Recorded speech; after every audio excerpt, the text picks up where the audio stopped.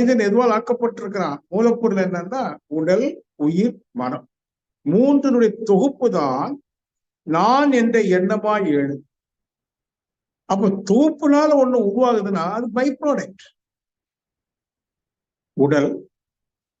இன்னும் நீங்க டீப்பா போனீங்கன்னா முதல்ல எடுத்த உடனே உடல் இல்லை, உயிர். அம்மாவுக்கு வயிற்றுல முதல் நாள் கருவாகிற போது எது கருவாகுது? உயிர் தானே, உயிர் கரு. இப்ப கருவாயிடுச்சு, அப்புறம் உருவாகும். 10 மாசம் கால அவகாசம் எடுத்து அது உருவாகும், ஒரு உடல் எடுத்து. அப்ப உயிர், இந்த மூன்றுல மூலம் எதுன்னா உயிர், ரெண்டாவது உடல். இப்போ வெளியில வருது, அம்மா வயிற்றுல இருந்து வெளியில வந்துருச்சு. வெளியில வந்த உடனே ஒரு சிலிர்ப்பு, அதுக்கு அழ ஆரம்பிச்சிடும். மனசு உணரும், மனம்னு கூட சொல்லக்கூடாது, உணரும். வெளியில வந்த உடனே ஒரு புதிய உலகம், ஒரு காற்று, ஏதோ ஒண்ணு அந்த சர்மத்தில் பட்ட உடனே அது சத்தம் போடும், உணர்வு தட்டிடுச்சு. பிறகு கொஞ்சம் கொஞ்சமா வளர வளர அது மனமா வேலை செய்யும். உடல், உயிர், மனம். இந்த உடல்ல உயிர் சுழண்டு இயங்குவதனால ஏற்படக்கூடியதான் உணர்வு. அது இருக்கட்டும். இப்ப என்னுடைய கேள்வி, உடலை பற்றி ஓரளவு நம்ம தெரிஞ்சு வச்சிடும், மனதை பற்றியும் தெரிஞ்சு வச்சிடும். ஆனா உயிரை பற்றி தெரிஞ்சு வச்சிருக்கோமா? பெரும்பாலும் நான் சொல்ல சாதாரண. இப்ப நீங்க கொஞ்சம் நீண்ட காலம் மகிழ்ச்சியை குருவா ஏற்றுக்கிட்டு நிறைய விஷயம் தெரிஞ்சுக்கிட்டீங்கன்னா உயிரை பற்றி தெரிஞ்சிருக்கீங்கன்னு சொல்லலாம். ஆனா நான் பொதுவா சொல்றேன், சமுதாயத்துல எல்லாருக்கும் அவங்க அவங்க உடலை பற்றி தெரியும். எவ்வளவு பலமா இருக்கு, எவ்வளவு பலவீனமா இருக்கு தெரியும். எந்த நோய் இருக்கு, அது இல்லை தெரியும். மனதை பற்றியும் தெரியும், எந்த அளவுக்கு கோபக்காரனா இருக்கிறேன், பொறாமக்காரனா இருக்கிறேன், ஓரளவுக்கு தெரியும். ஆனா உயிரை பற்றி ஒண்ணுமே தெரியும். ஆனா உயிர் இல்லாம அந்த நான்கிற எண்ணம் வராது இல்லையா? இந்த உடல், மனம் இரண்டுக்கும் மூலம் எதுனா உயிர். அப்ப இந்த மூன்றினால் தோக்கப்பட்ட ஒரு மனிதன் அந்த மூலமாகி உயிரை பற்றி அறியல, அறிஞ்சுகோன்னு சொன்னாலும் விரும்பல. இப்ப நாம உயிரை பற்றி ஓரளவுக்கு பூர்வ மத்தியில உயிருடைய இயக்கத்தை உணர்வாக பெறும், அவ்வளவுதான். இப்ப ஓரளவுக்கு போயிருக்கோம். ஆனால் இப்ப 3 அம்சம், உடல், உயிர், மனம், மூன்றின் தொகுப்பு நான் என்கிற எண்ண எழுச்சிக்கு காரணம்னு சொன்னேன். ஆனால் 4வது ஒரு அம்சம் இருக்கு, மிக மிக ரகசியமா இருக்கு. அதான் ஹிடன் ஃபேக்டர்னு சொன்ன. அதையும் நாம தெரிஞ்சாங்க. ஆன்மீகத்துல சிந்தனைக்கு வரக்கூடியவங்க உடல் மனதை கடந்து உயிரை பற்றி ஓரளவு தெரியணும், உணரணும், உணர முடியும். நம்ம அமைப்புக்குள்ள வந்துட்டா உயிரை உணர்ந்துக்கலாம்.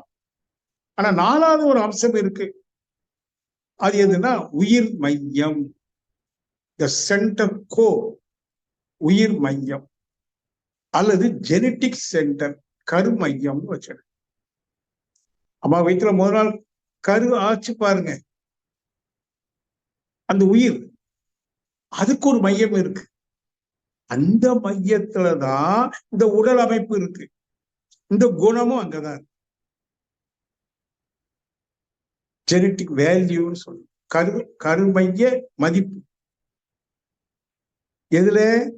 உயிரின் மையத்தில் ஒரு மையம், அந்த மையத்தில் இதே உடல் அமைப்பு, இந்த குணம் அல்லது மனம் அங்க இருக்கு. 2 இருக்கு, தோற்றமும் இருக்கு, தன்மையும் இருக்கு. இப்போ கரு உருவாகுது, அந்த மையத்துல தோற்றமும் எப்படி இருந்தது? அரூபமா இருந்தது. அது ரூபமா தாயின் வயிற்று இருந்து சத்தை உறிஞ்சி உள்ளுக்கு இருக்கிற ப்ளூ பிரிண்ட்னு ஒண்ணு இருக்கே, இந்த மையத்துல இருக்குது, இந்த உடல் அமைப்பு இருக்கே, அது அரூபமா இருக்கு. சார் மையத்துல இந்த உடல் எப்படி இருக்குன்னு கேட்பீங்க, அரூபமா இருக்கு. அந்த அருபத்துக்குள்ள ரூபம் இருக்கு. அதாவது அதை என்ன சொன்னாங்கன்னா, அருபா ரூப சொருப்பனே. ராதாகிருஷ்ணா, நீ ராதாகிருஷ்ணன் இல்ல, அருபா ரூப சொரூபன். அப்படின்னா என்ன அர்த்தம் கொஞ்சம் விளக்குறேன், நீங்க நல்லா கவனிக்கணும். நீ கொஞ்சம் ஆழமா போகுது. வருது. அப்படி நான் ஏற்கனவே சொன்னதை திருப்பி ஞாபகப்படுத்துறேன். ஒரு கண்ணாடிய செவுத்துல மாட்டியிருக்கோம். இந்த பக்கம் ஒரு ஆப்பிள் பழத்தை வைக்கிறோம். ஒரு 10 அடி தள்ளி வைக்கிறோம். இப்ப இந்த கண்ணாடியை பார்த்தோம்னா இந்த ஆப்பிள் பழம் அங்க கண்ணாடியில தெரியும். அப்ப யார்கிட்ட கேட்டாலும் எப்படி தெரியுதுன்னா நம்ம என்ன சொல்லுவோம், கண்ணாடிக்கு பிரதிபலிக்கிற ஒரு தன்மை உண்டு. அதனால அதுக்கு முன்னாடி எதை வச்சாலும் அது பிரதிபலிக்கும். எல்லாருக்கும் தெரிஞ்ச உண்மை. ஆனா ஒரு கேள்வி, எதுவுமே பிரதிபலிக்கணுமானா மோதணும். முதல்ல மோதுதல், அப்பதான் பிரதிபலிக்கும். அப்ப என்ன இருக்கு, இந்த ஆப்பிள் பழம் கண்ணாடியில போய் மோதி இருக்கு, அதனாலதானே பிரதிபலிக்குது. ஆனா பிராக்டிகலா என்ன பாக்குறோம், இது போய் மோதவே இல்லை, அது பேசாம இங்க இருக்கு. இந்த டேபிள்ல இருக்கு ஆப்பிள், கண்ணாடி அங்க இருக்கு, போய் மோதவே இல்லை. ஆனா மோதாம பிரதிபலிக்காது. ஆகவே ஏதோ ஒண்ணு மோதி இருக்கு. இன்னொரு கேள்வி எழுப்புறோம். அது என்னவென்றால், இந்த ஆப்பிள் பழத்திலிருந்து என்ன ப்ரொஜெக்ட் ஆகுதுன்னா அலை, ரேடியேஷன். ஏன்னா ஆப்பிள் பழம் என்பது பல கோடி அணுக்களால் ஆனது, தன்னைத்தானே சுழலக்கூடிய அணுக்களால் ஆனது. ஒண்ணும் இந்த அணுக்கள், தன்னைத்தானே சுழலக்கூடிய அணுக்கள் இருக்கு பாருங்க. அணுக்கள் சுழலும் போது எங்க ஒரு சுழல் சக்தி இருக்கோ அங்க இருந்து ஒரு தள்ளும் சக்தி உருவாகும். சுழல் சக்தி, தள்ளும் சக்தி உருவாகும். அப்ப ஆப்பிள் பழத்துல கோடிக்கணக்கான அணுக்கள் சுழன்று ஒரு ஒட்டுமொத்த தள்ளும் சக்தி வெளியில போகும். அந்த தள்ளும் சக்தி என்ன மாதிரி இருக்கு, அரூபமா, அரூப அலை. அதை விரிவலைன்னு சொல்றோம். ஆப்பிள் பழம் என்பது சுழலலை, அல்லது வெளியில போறது விரிவலை. அந்த விரிவலை கண்ணாடியில மோதி பிரதிபலிக்கும் போது அந்த ரூபத்தை காட்டு. அப்ப என்ன தெரிஞ்சுக்கிறோம், அந்த விரிந்து செல்லக்கூடிய அலை இருக்கே, விரிவலை, அது அருவமா தெரியுது. ஆனா அந்த அருவத்துக்குள்ள ரூபம் இருக்கு, இல்லைன்னா பிரதிபலிக்க முடியும். இதான் ரகசிய ஏற்பாடு, அருவா ரூப. ஆப்பிள் போல அருவமா ரூபமா, அந்த பழமா பார்க்கறது ரூபம். ஆனா அது வெளியில அலையில அலையா போகிற போது அது அரூபம். அலை வடிவமா போகும்போது அது அரூபம். ஆனா அந்த அருவத்துக்குள்ள ரகசியம் என்ன இருக்கு, ரூபம், ஹிடன் ஃபேக்டர். போய் மோதுது பாரு.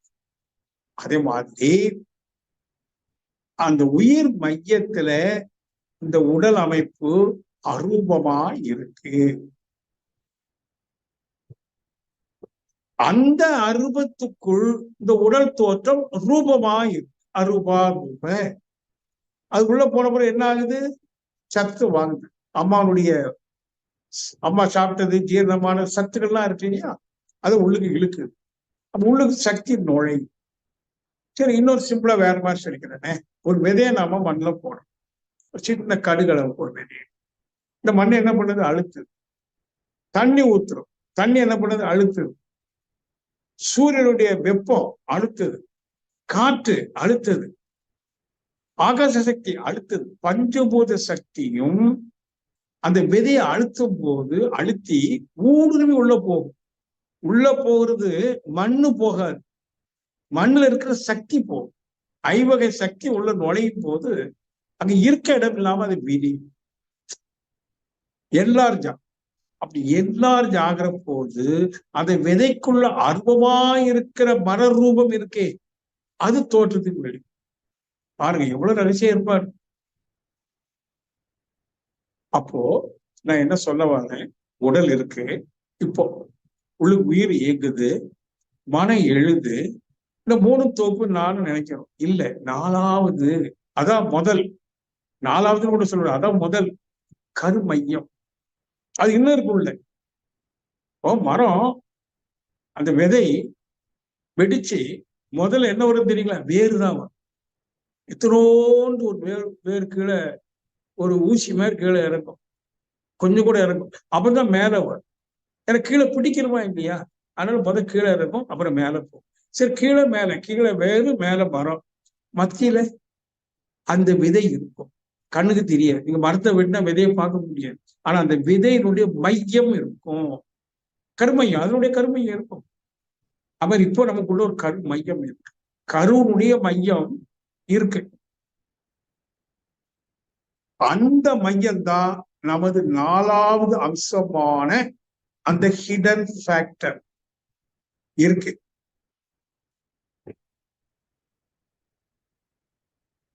அதுல தான் வினைப்பதிவும் இருக்கு. எதுல? கரு மையத்துல வினைப்பதிவு இருக்கு.